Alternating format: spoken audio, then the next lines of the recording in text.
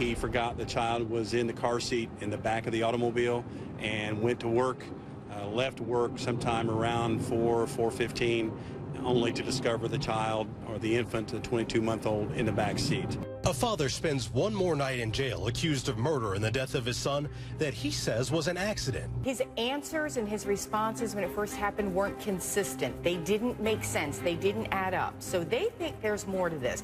They're looking at that child for any injuries that may have occurred prior to this death. Until we more or less run out a lot of the information that we are having to track down, right now these charges will stand, and we'll continue to look at this case in all aspects of it.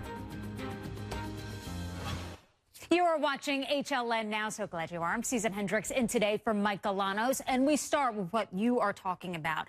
The young boy who died last week in the back of a car in Georgia. Truly heartbreaking. Today, police are talking about Justin Ross Harris, the father charged with murder and child cruelty. But people who know Justin Harris say he would never intentionally hurt his son. The 33-year-old is blaming himself for his son's death. But authorities think there is much more to this story. Harris has pleaded not guilty to the charges, and his arrest has caused two very different opinions.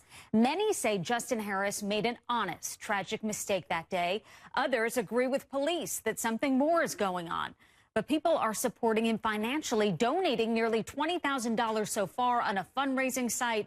The money, according to the organizer who set up that fund, is supposed to help with the family's expenses. Police say they've been in contact with the boy's mother, but are not saying anything more about that. Leanna Harris told CNN on Friday, the mom, that she has been advised not to speak to the media. Joining me now is criminal defense attorney Philip Holloway to talk about this case. Philip, good to see you.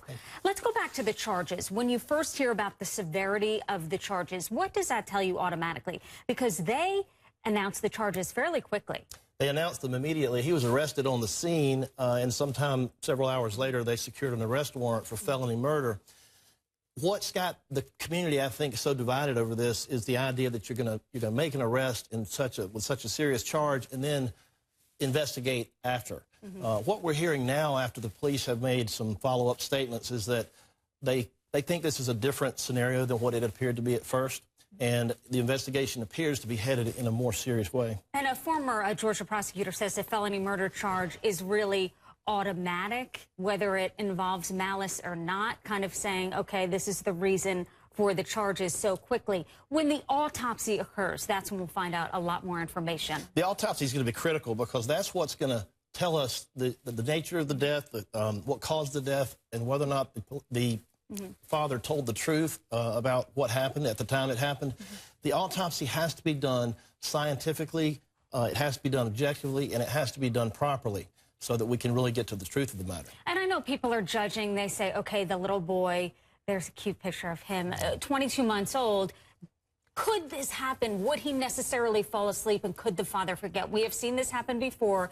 The children, I believe, were a little bit younger. I think this is telling, Philip. One police officer says, I've been in law enforcement for 34 years. What I know about this case, he says, shocks my conscience as a police officer, a father, and a grandfather. So arriving at that scene, nothing less than horrific to see this adorable young boy who had passed away in the car. The father arrives and says, what have I done? What have I done? My initial reaction is to feel for the father on the scene there. But they made some observances, and apparently some of his statements were not consistent. That's what the police are saying, and that comment from their public affairs officer that it shocks his conscience, that's what tells me that this is going in a very different direction. I think they believe that something much more horrific happened than what was originally reported. And I think that if that's the case, this becomes a malice murder investigation, and everything's on the table, including the death penalty, potentially. Is it rare that a police officer who's been on the force that long, he's a grandfather, to speak out this way? He's not necessarily saying this father is guilty, but he's saying something in that message. That, to me, is telling. I've never seen a public affairs officer make a bold statement like that. They usually play these things very close to the vest, and they don't release a lot of information. But dropping hints like this, I think, suggests that the investigation is going in a very different direction. Are you surprised that the wife, the mother of this young boy, isn't saying anything? Do you believe that, of course, attorneys are doing some investigating and she was told not to say much while this investigation is ongoing? Well, I don't know. I know that she's been in contact with law enforcement. They have confirmed that. The police department has said they have been in touch with the mother and been in communication with her throughout this investigation. And they have not decided, according to their last remarks, whether or not she had any involvement in this, and that's something that they're looking at as well. I think what you said is key. Once we get the autopsy report, it's going to be so telling in terms of how he died, if this was staged or if it was an accident, like the father is saying the whole time. That autopsy is going to tell us a lot about what happened, when it happened, and under what circumstances it happened, and whether or not the dad was telling the truth at the scene.